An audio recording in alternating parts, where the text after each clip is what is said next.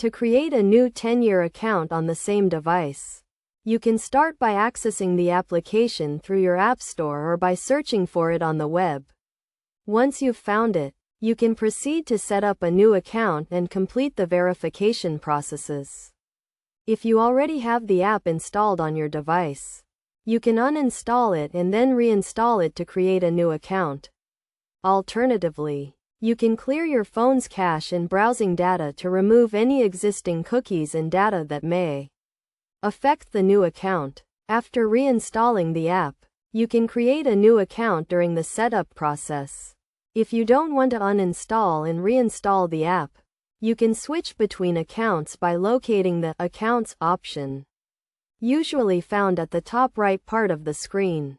From there, you can select the option to switch accounts and add a new one.